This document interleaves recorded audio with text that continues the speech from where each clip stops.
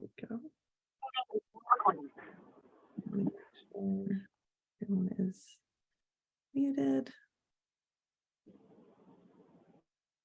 Okay, there we go. Okay, great.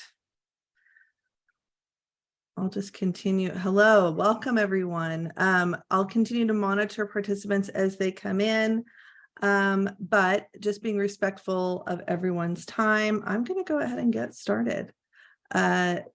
So welcome. Hopefully you're here to learn about psychological safety and why it matters for thriving workplaces. If this is the wrong session, don't be embarrassed to go ahead and hang up, or you've changed your mind. My name is Dr. Alessandria Polizzi. I run a company called Verdant Consulting. We focus on mental health at work. And so that is what we're going to be talking about today. That's me. Our company, as I said, we help build skills around building emotional agility, resiliency, psychological health and safety at work. And in 2023, we will be certifying companies as being psychologically safe based on some of the guidelines you're going to see today. And so with that, we also have over 60 certified affiliates around the globe, some of whom are on this call, who have learned how to teach our resiliency program and are equipped to do so. And they cut across many different industries as well. So the goals today are for us to talk about how we got to where we are as it relates to mental health at work and psychological health and safety. I'm going to give you a little bit of a history background as well as a global perspective around these topics. And then we're going to talk about what do we want to do about it? How do we get started? So that's what we'll be covering in the next hour. If there's anything else you'd like to talk about, we're a relatively small group. So feel free to either unmute yourself, come off, show your video. Happy to have a conversation.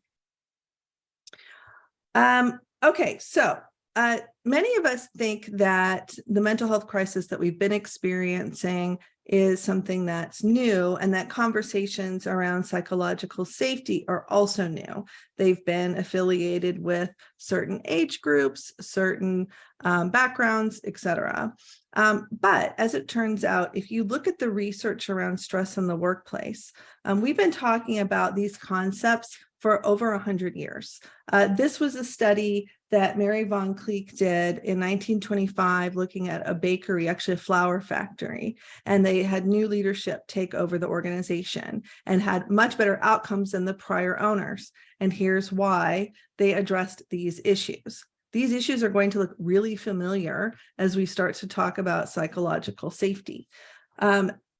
Now, in the 80s, we started to talk about charismatic leadership, more compassionate leadership, things like that.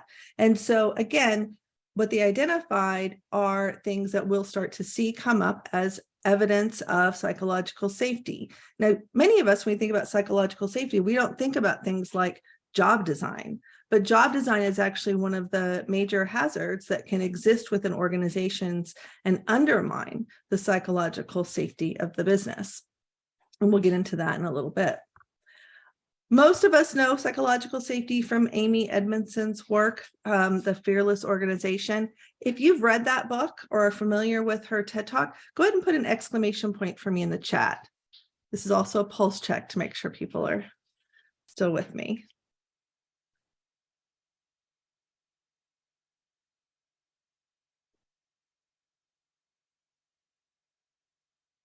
Oh, you know what? That's okay. I appreciate your psychological safety of admitting that you haven't read it. That means we're creating a safe space. That's good. Yes, I also have it on my list. Yes, thank you so much. And so the work that Amy Edmondson has done also correlates with some of the research done by Google. In 2015, they did a report after a 2-year study looking at high performing and moderately performing teams within their organization. What they saw was a consistency around psychological safety as being the differentiating factor between high performing organizations or teams and those that didn't perform well. And so just another quick question for the group. Feel free to unmute or add it in the chat. When have you done your best work? As you look on your career, your background, when have you found yourself doing your best work?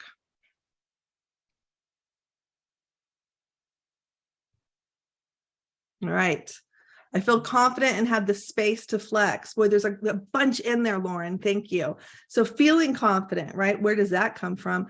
And the space to flex, that decision-making is a huge part of psychological health and safety. When I find it meaningful, right? When we feel that the work we're doing makes a difference, huge impact on our confidence level and actually increase in our performance.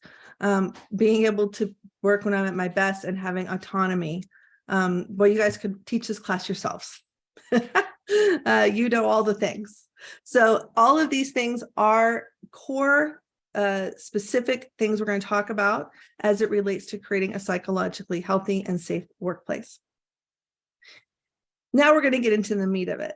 So globally, the focus on mental health at work has been changing pretty significantly. And so I'm going to share some resources with you. I will put links to all of these in a follow-up email, including the recording of this, so that you can have these to reference moving forward. But one thing that was really exciting for me was that the International Organization for Standardization, which started originally standardizing things like how do we measure screws and bolts to make sure that they fit, so that when I buy this size from that company and that size from this company, they both work. They've since evolved into total quality management, supply chain standardization, very strict and pragmatic black and white standards. They also produced occupational health and safety standards 45,001 several years ago. Mental health has been part of that for years, in fact, decades. They just produced last summer in 2021 global standards for psychological health and safety in the workplace. The mindset is that mental health is the same level of importance as physical health in the workplace. And we understand it just as much as we understand what hazards can cause physical harm when we're at work. So they produced this standard, which highlights what those hazards and risks can be. In addition, earlier this fall, the World Health Organization, in partnership with the International Labor Organization, produced their global guidelines for mental health at work. And in this, we're going to talk about it in more detail later. They identify 3 different layers, different ways in which we can build the safety and health in our organization so our teams can thrive and we can drive high performance. In addition to that, here more locally, just a few weeks ago, in fact, the Surgeon General produced a workplace mental health and well-being guidelines and framework, in which they highlighted that 81% of workers report that they'll be looking for workplaces that support their mental health in the future, and that their workplace has had negative impact in at least one way on their mental health, right? So the correlation of work and mental health is continuing to grow. And that's an area that has been growing rapidly globally. The thing I want us to focus on here is not that they're talking about mental health as a crisis, but more they're talking about mental health of every individual human in the workplace. Just like we all have physical health, right? With some of us have higher hazards or risk of heart disease or diabetes, we still have physical health that we need to focus on. The same is true of psychological health in the workplace. Let me add a few more people to our group here. And any questions on the definition of how we're describing mental health so far? Not yet. Thank you, Nancy. All right. So the mindset here is we are not talking about mental health crisis. We're talking about the psychology of humans and understanding how humans can thrive at work. So this comes from the Surgeon General's framework, stating that meaningful work is known as being protective for our mental health. Why do you think that might be? Why would meaningful work. Someone actually mentioned meaningful work, doing their best work when it was meaningful. What would that be protective to our mental health?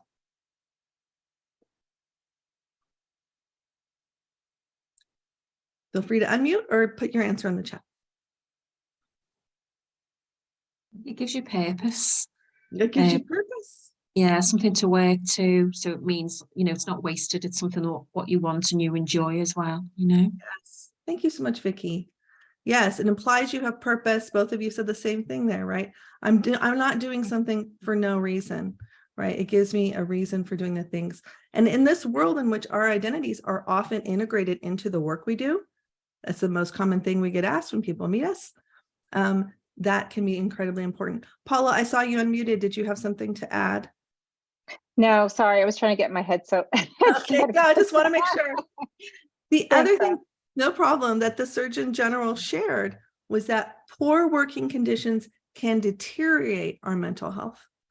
And that's a big one, because often people have this belief that it's not personal, it's just business, and that somehow we can shut all of the mechanisms of our psychology off when we're at work. So if you've ever seen or experienced mental health deterioration or overload as a result of work, put an exclamation for me in the chat. I won't make you share, but I'd like to get a temperature gauge of the group. Okay, Vicki's got several exclamation points for us. Thank you. Yes, so we know this to be true, and yet for many of us, this is an area that we don't, yes, not related to the work itself, but the working conditions. Well said, Michelle. We all know this to be true. Many of us have experienced it, and yet what are we doing about it? And so globally, there has been action taken against these concepts that, again, we all know to be true. Many countries around the world have standards and laws relative to how you ensure the psychological and psychosocial safety of employees at work. It's a requirement. We don't have that here. It is still legal to bully people here. It is still legal to mistreat people as long as you don't do it to the wrong person who's involved in protected class activity or in a protected class himself. So our systems are insufficient. And on top of that, we have a kind of an individualistic type of culture that doesn't seem to understand that, and I'm an individualist as well. I really believe in self-sufficiency. There's a lot of things I can do on my own. The challenge is I limit what I can do if it's only on my own. I feel like I'm very smart. I feel like I'm very capable, blah, blah, blah. But there are some things I have to have other people. I can't build roads by myself. I can't ensure that my air is clean by myself. I'm not my own military. So we need other people for lots of things. And I think sometimes we have these binary choice type perspectives or zero sum focuses, have this zero sum game focus that suggests that it has to be this or that. I believe it has to be this and that. I believe that we should have an environment that is physically safe for me, but is also psychologically safe for me. And so what we're talking about here is the both, right? And looking at both. And as David mentioned, globally, there have been national laws put into place that make this a requirement. So one example is Australia. Australia has requirements for having a psychologically healthy workplace, and they have campaigns around the impact that not having a psychologically healthy workplace can have on the workers themselves. So this was a campaign, for example, they did that shows people who were physically injured as a result of not having psychological safety. If we look at OSHA, they actually have a report that shows that 30% of muscle strains, which are the biggest workers' comp claims that we have, 30% of those are caused due to a lack of psychological safety. What does that look like? That means I picked up that heavy box because I didn't want to ask for help. Right? I didn't know what the right thing to do was. And so I just kept doing the same thing over, and then I caused myself to have a strain. So we know that our psychology as humans makes it difficult for us often to ask for help. Because of that, the risk community, and this is all very, very recent, this is in the last 3 months, the risk community has started to identify our mental health, and again, mental health across the organization, as a blind spot for many of our businesses. And so this report put out by Marsh, again, I'll send you a link when I send out the recording, showed that although mental health issues are pervasive, in some cases, they are not even being prioritized for action. And I'll show you what they mean. This was their report that they shared of where organizations had put certain risks to their company, to their business. And you can see workplace exhaustion, mental health, listed as unlikely. And yet look at all the exclamation points we had on how mental health is impacted by our work. In fact, the only country to list mental health in the top was Canada. The dark blue are the health and safety. And you can see in the US, we listed employee health and well-being, but not mental health or workplace exhaustion in the top 10 risk areas. So this is an area that we know to be an issue, and yet we don't really fully recognize the risk it can give us. And yet those in the risk space see it. Another example, Aon, Bank of America, and Prudential, in addition to a handful of other organizations, they are currently working on a mental health at work index that we can use to evaluate organizations on how safe their workplace is. This is why our organization offers a psychological safety certification. So we can certify based on the World Health Organization standards that we meet those standards as an organization. The chart on the right, this came earlier in the year when we were going through the Great Resignation. This was from McKinsey that showed the reasons why people were leaving. You can see a lot of these point to psychological safety. So as we think about psychological safety within the context of psychological health and safety, it's very similar to how we focus on occupational health and safety. So I like to use ISO as an example here, not just because I also volunteer for them and I am the global liaison for psychological health and safety, but because I think they give us a nice framework and it doesn't have a lot of feelings in the way. So I think it makes it a lot crisper. But so if we look at mental health as part of occupational health, you can think about it in the same way we do physical health in the workplace.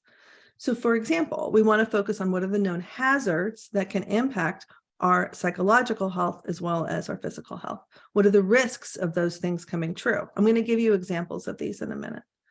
How do we identify those hazards and try to mitigate the outcomes or eliminate them where we can? So we handle it in many ways the same way we do any other hazard that we would have in the business. So what makes an organization psychologically safe? I was at a panel the other day, a couple of weeks ago, actually, where it was a diversity conference. And one of the speakers said, oh, there are no guidelines for what psychological safety is.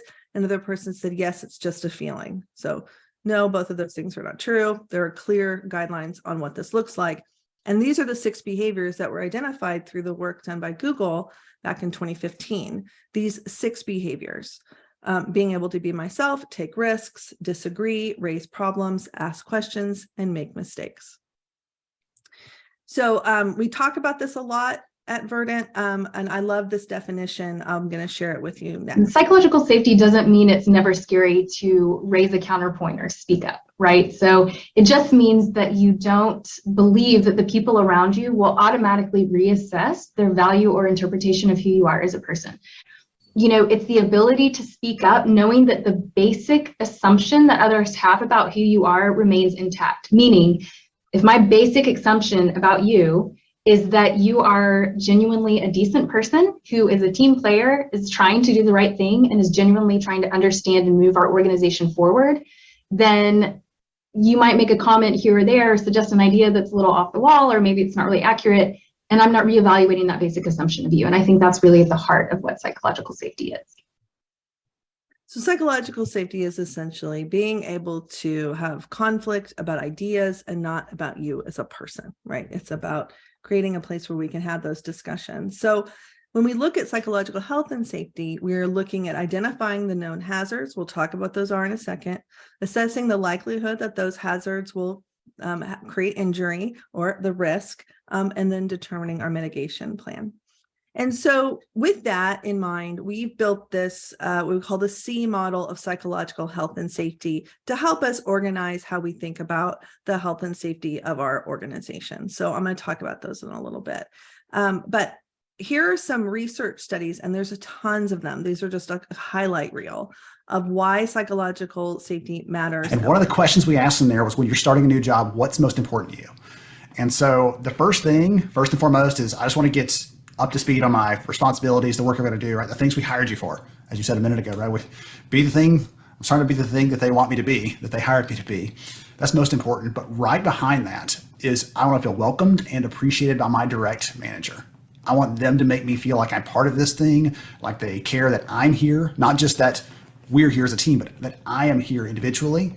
And then right after that was connecting to their peers. So building that network, building that group around you where you can bounce ideas off of and you can have the fun conversation like we were having right when we started the recording today, back and forth, just feeling like there's a community around you where it's not just you trying to do all those things. Those were the top 3 things we found in this brand new research on what people are actually looking for when they come in the door. And a lot of those have to deal with how they feel. And it's hard to quantify that sometimes, but that's the essential piece of this whole concept of psychological safety is, do you feel safe, supported? And so that came from, we did a series earlier this year called Psychological Safety Table Talks. We talked about different ways to think about psychological safety. Ben joined me to talk about psychological safety for new hires because at the time, as we're going through talent turnover, we're going to be welcoming people in as well. So that was a study on what people were looking for as they join an organization. In addition to that, there's a lot of scientific research around the impact of psychological safety. So one study, this one came from this year, showed that there's a 24% increase in team creativity. So as we look for innovation, new ways of working, opportunities to take things to the next level, creativity is a critical part of that.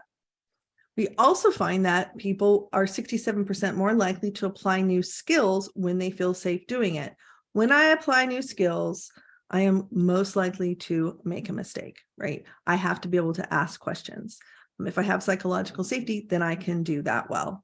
So if we think about our highly evolving workplace where we're being asked to learn new ways of working, new technology, new requirements for those of us in HR, new guidelines we need to follow, being able to have creativity and apply new skills is critical to us doing well. All right, here's one for the group. What percent of people, according to McKinsey, see no reason to say something when they see something wrong? And it's the same percentage of people who will not raise an idea that they think will benefit the organization. So it comes to the same number. 80, Michael says 80%. But what else do we have? 60%? 70, 75. Yep. Okay, Angela, believing in all people with her 50%. Thank you for that. The answer is actually 70%. So I think Vicky and Amber. And yes, so 70% of employees will not raise an issue when they see it. Let's pause on that for a second. Can you imagine a world in which we were able to decrease that number, make it more 50%? How much better would our organizations be if, number one, we were able to mitigate problems before they became bigger and identify the great ideas that our employees have? If we could unmute our employees, we can have better, higher performing businesses. Other research shows that psychologically safe organizations have almost a 70% higher performance and learning behaviors, which is that growth mindset, that learning agility, the ability to be curious, and 47% higher likelihood of success for projects and project teams that have psychological safety. During the Great Resignation, this was an analysis of the reasons why people were leaving. And the biggest one was toxic work culture, which I think a few of you mentioned having worked in, and those do not positively impact our mental health. So, in some point of the history of labor, of industry, we forgot that there are human beings working at the factories. We forgot, I don't know why, because maybe we need to be very productive back then, and we treat us like machines, and still we do. So I think that this challenge that we have right now is to humanize the industry, to bring back that aware that we are human beings, that we have feelings, we have emotions, we have all this, and obviously we can create something different. So focusing on those human beings, again, that's the intent of talking about a mental health within the workplace. And so, as I mentioned earlier, we use this model we call the C model of psychological safety. So I'm going to break this down a little bit for you so that you can maybe think about how it might show up where you work. So one is to pull back and think about what is the history of your organization that creates the kind of underlying tone of how people make decisions, feel comfortable asking questions, maybe even looking at certain teams. You know, sometimes you have a history of certain teams always being on top or more prevalent than others. Things like failed projects can negatively impact our ability to raise questions, make mistakes, because we don't want to repeat what we've had in the past, or we haven't taken the time to learn from them. Severe cutbacks when people fight for resources, negative press that maybe makes people feel misaligned from a values point of view based on the history of the organization. All of these have a weight that can overshadow your business. And again, it's not something that we shy away from. It's more understanding and accepting that it exists and understanding the impact that has on the employees and the humans within our organizations. So let's talk about the specific 3 pillars of psychological health and safety. One, which I mentioned earlier, as we were looking at the work being done in 1925, is about the structures within our organization. And this has nothing to do with, the humans, other than how they're impacted by ways in which we work. So, for example, a common one is poor job design or role clarity.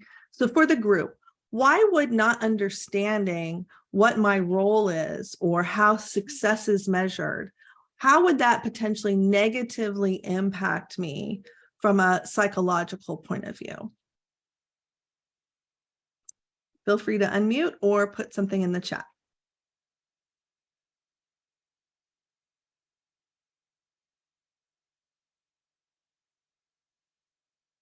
No way of knowing how to meet expectations. That's right. So if we don't know what good looks like, we're just kind of stumbling around in the dark. Causes stress, struggling, know what to do, no idea how you're doing. Absolutely. Thank you. Being afraid to fail. That's right. So role clarity is actually a big one that doesn't take a ton of work to try to address. Thank you, Michael. Assuming the worst. Absolutely. Imposter syndrome. Absolutely, Vicki.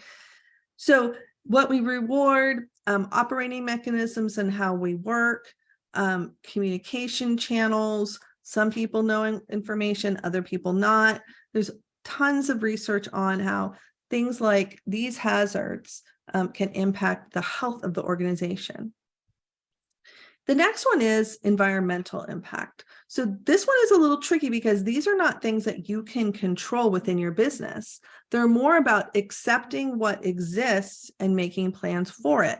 So for example, if we think about this in the physical health space, if I know that my workers, my team is going to be at the front lines, right, or potentially in the in the way and could get physically harmed, I want to put processes and safety measures in place to protect them as much as possible. The same is true if I have outside influences that would impact their mental health. So, for example, we know that certain shifts, certain timing of shifts, lengths of shifts, or overnight shifts have a stronger negative impact on the mental health of those workers. We still need workers to work those shifts. People still get sick in the middle of the night. So how do we address that to make sure that we are giving people the right time to cope? We're giving them the resources that they need, and we're understanding and planning for the things we already know are going to have a negative impact. So that's environmental. Again, this one can be tricky because there's nothing we can do about it other than try to make our employees safe. And finally, and this is the one most people focus on, is on the expectations of behavior. So those are those 6 behaviors we talked about from Google. And these are some things that can be deterrents and cause undue stress and ultimately lead to burnout and other mental health problems. If you have a high control workplace, that's been shown and documented to create an unhealthy work behaviors.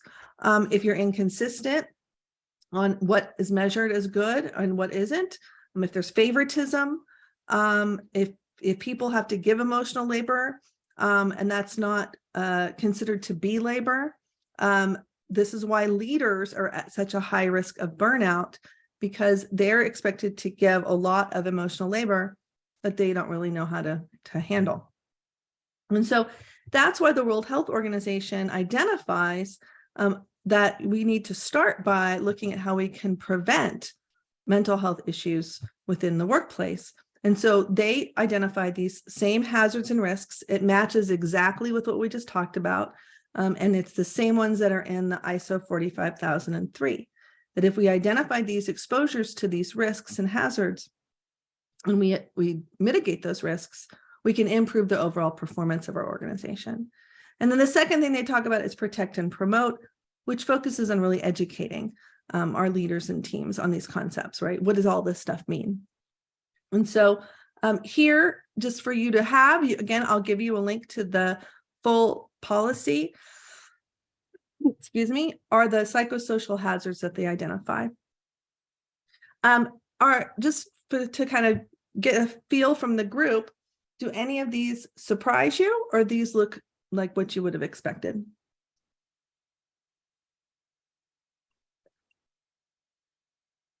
Okay, Lauren says expected. Yeah, okay. I want to highlight one of my favorites, which is this one. Having a responsibility for other people is an identified hazard to your mental health, right? So many people clamor to be the boss, to be a people manager, but we don't equip them with the skills to navigate the hazard that can happen when we're responsible for others. So I thought that one was an interesting one to mention. Speaking of, in the World Health Organization, they also highlight that we should educate managers on all of these topics and give them the skills to not just understand them, but also the tactics and behaviors that they can put in place for themselves, as well as for the needs of their teams. This is particularly important if you're in a high-risk industry, those of you in healthcare, humanitarian work, or emergency workers, as an example. So let's do a quick quiz. Everybody grab a piece of paper and a pen. You can use your phone if you want. We're going to do a quick quiz so you can see how safe your culture is. All right. Sandy, I don't mean to call you out, but would you do me a favor and go on camera? Thank you. I just want to make sure people can keep track. Okay, thank you. All right, so everyone, how safe is your culture? On a scale from 1 to 5, my company encourages people to take breaks, lunchtime, sick time, vacation time, earn days off. So 1 if never, 5 if very often.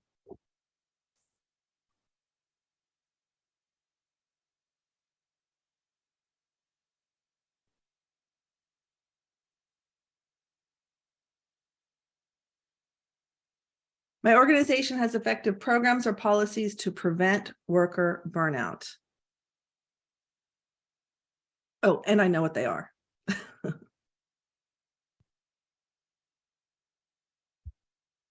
1 if never, 5 if very often.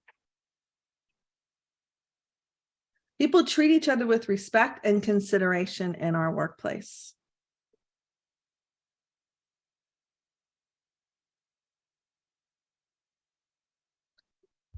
Add these up and we're going to keep going.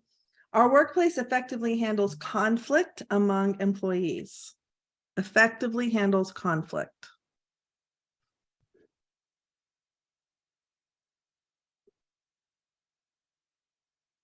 People from all backgrounds are treated fairly in our workplace.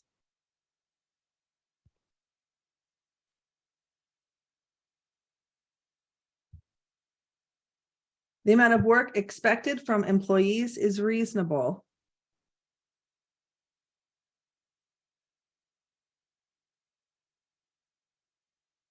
My company supports people when they are distressed.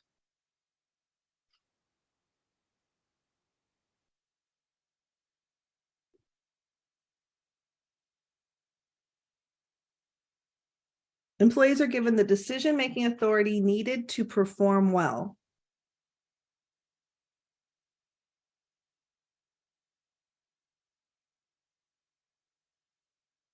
Hiring or promotion decisions consider the people skills necessary for those specific positions.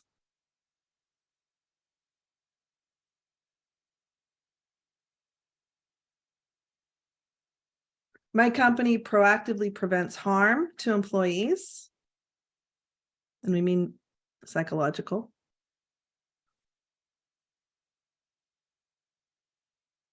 We have adequate time at work to participate in training.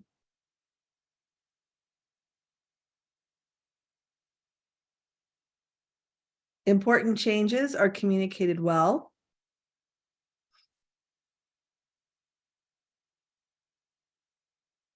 My company provides adequate resources and tools needed to accomplish the assigned tasks.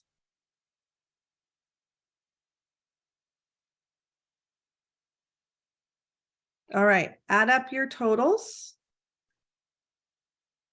Pay attention to any question where you answered with a 1. And if you feel comfortable, put your total in the chat. Let's see how we're doing as far as safe organizations. Thank you, Sandy.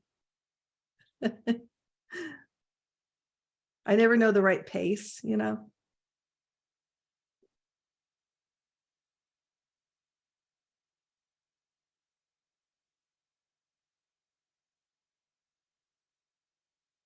Anyone feel comfortable sharing their score?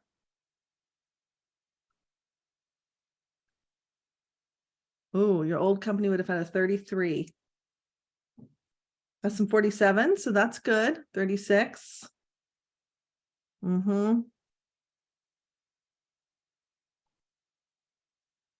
Sandy, since I already called you out and you don't work at your company, what did that look like? What it looked like, honestly, Al, a lot of times people were afraid we were going to be fired. We often felt like our jobs were at risk. Yes, that's the bottom line. There are a lot of balls in the air all the time. We weren't sure which ones to pay attention to.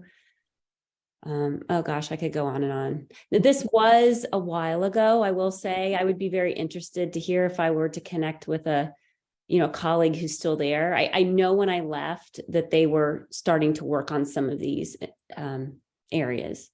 So I'd be curious to see. Yeah, how they've changed. That's a great example, though. Thank you for that. You're welcome.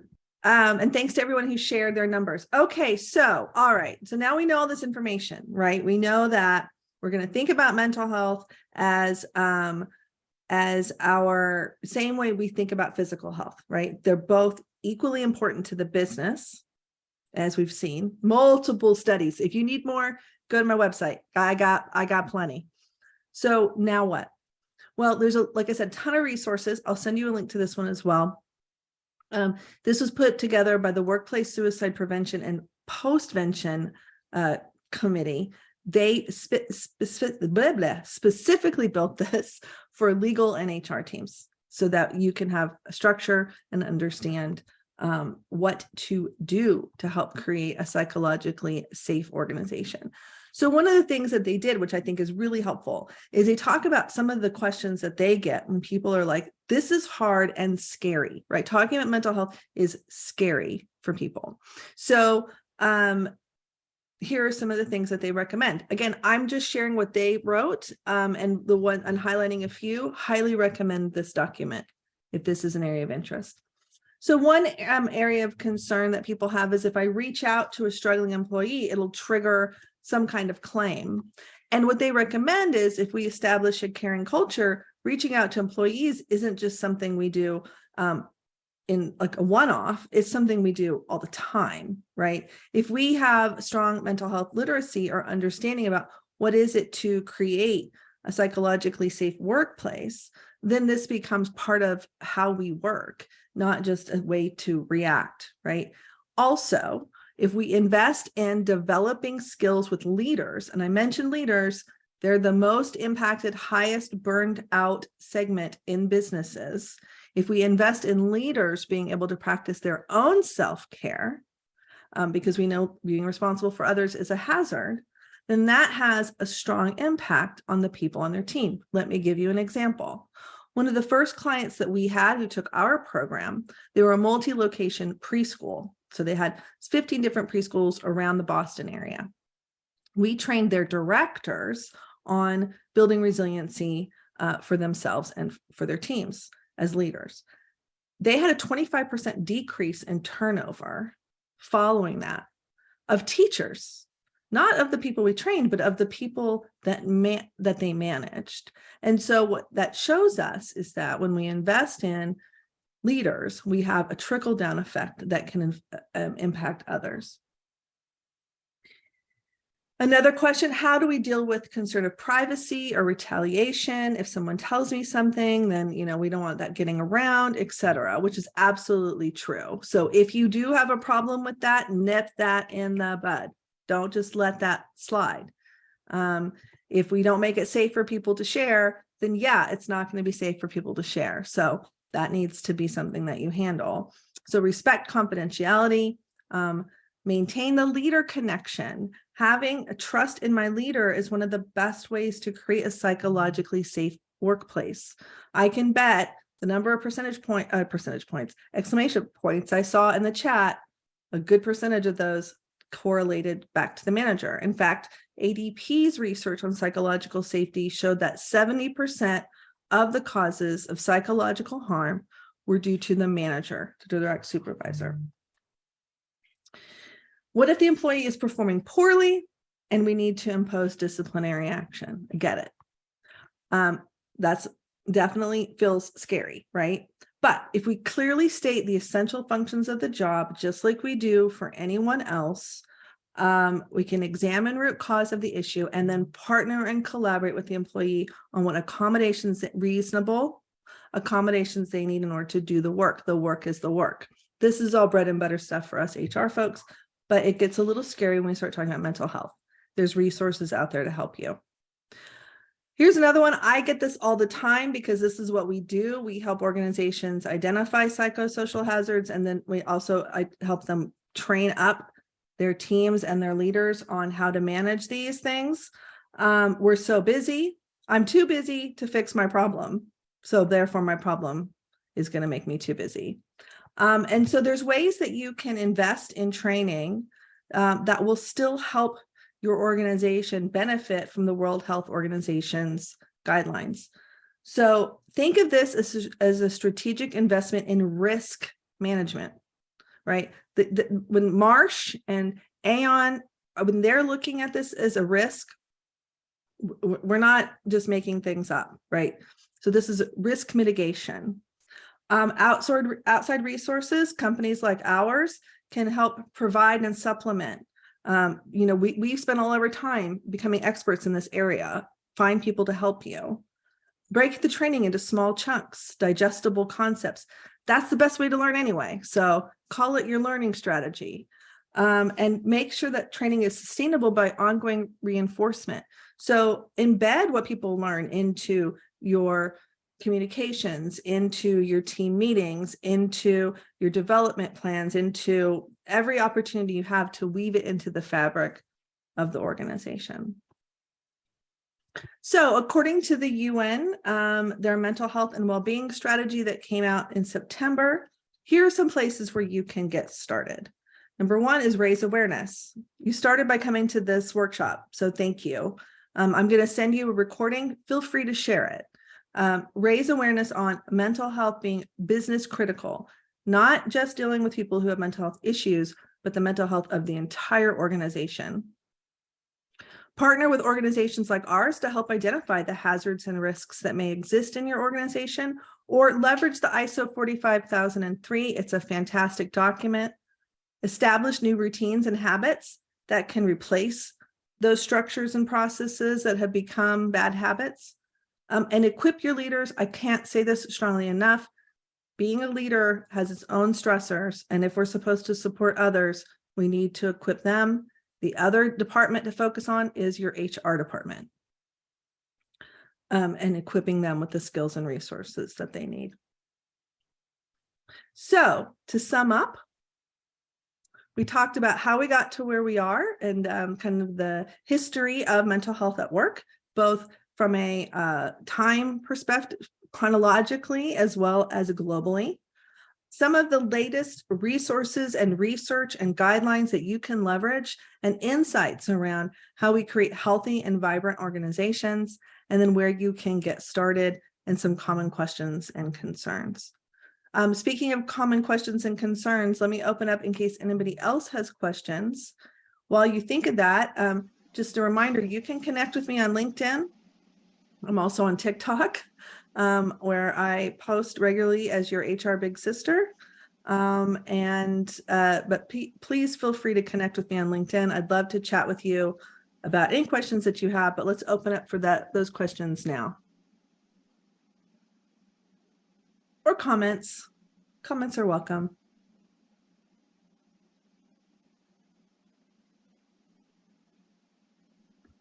Al, this is Sandy. I'm kind of seeing this as a summarize. I'm going to bottom line it, summarize it. It seems like this is self-care for a company is what it is. Because as an individual, if we like you were saying, a stitch in time saves nine. If we aren't taking care of ourselves as an individual, then everything's going to blow up at some point. And it seems to me like a lot of the measures that you're talking about are very relatable to me, because it seems like this is self-care at a company level. What do you think about that? I love that. I love that concept.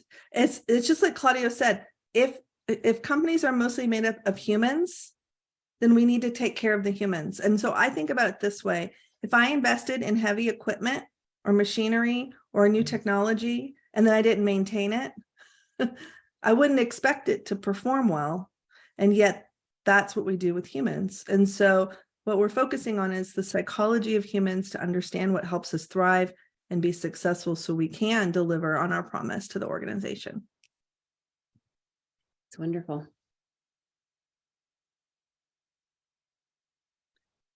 Any comments or questions from the rest of the group?